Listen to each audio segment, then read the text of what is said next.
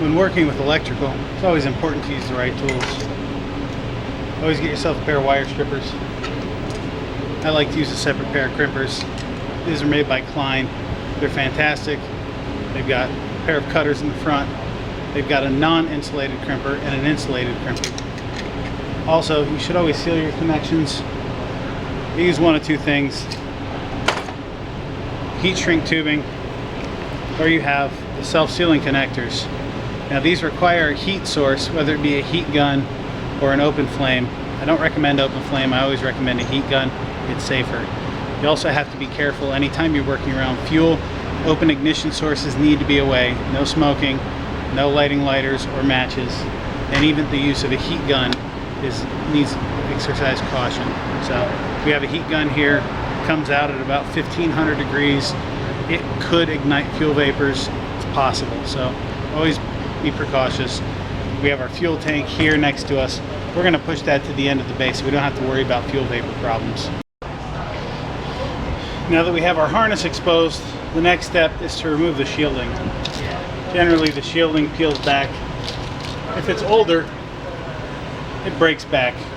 You just have to get new shielding. You can install it fairly easy. You just look at the diameter. This here looks about like 3/8. Now this fuel pump has an update to the plug. The old plug end was a square. This one's a rectangle with the 4 pins this way. The one before had 2 on top, 2 on bottom. They've made the gauge of the wire thicker because the problem before was it's burning out the pump because there was too much amperage going through a small hole.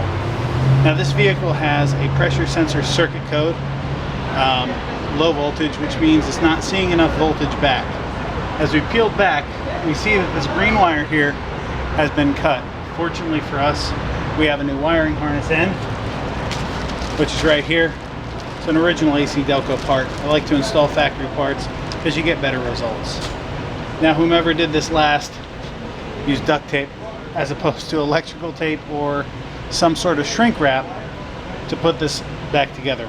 I have another one. I'm going to be replacing this today, and I'm actually going to use heat shrink tubing. So that should work a little bit better. Let's get to work. Sometimes you have to cut through electrical tape to gain access to the wires. I have a very specific tool. It looks like a seam ripper.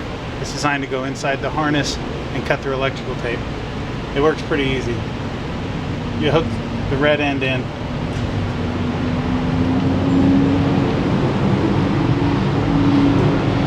And it cuts it right open. You don't want to destroy the piece of shielding you have. So you just peel the electrical tape off so you can reseal it later. So I'm going to do my crimp connections now. I do them on the harness side first, so when I put it up to the vehicle side, I don't have to struggle.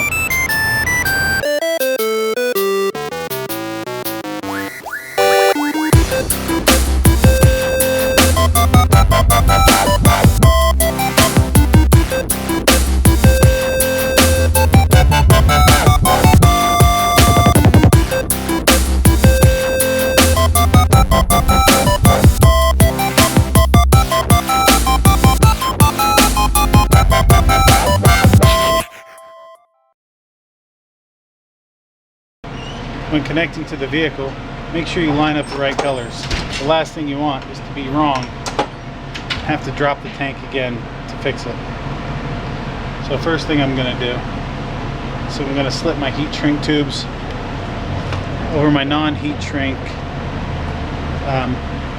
connectors.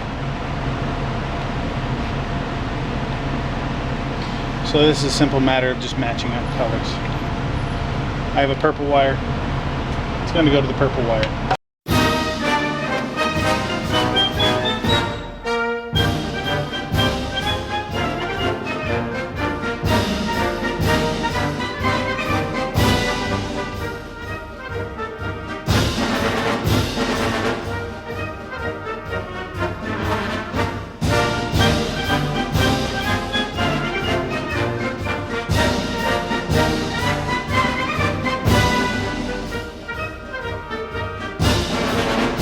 Now we're going to shrink or heat shrink fittings, connectors, and then the tubes.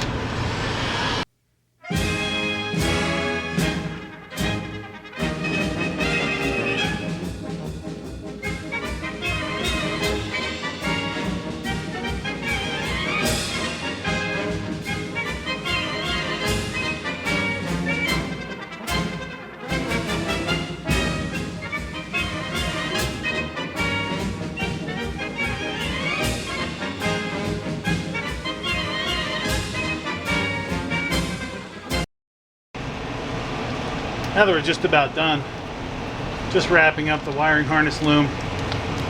Make sure it stays airtight, and to protect it, getting some good electrical tape, always important to have in your box.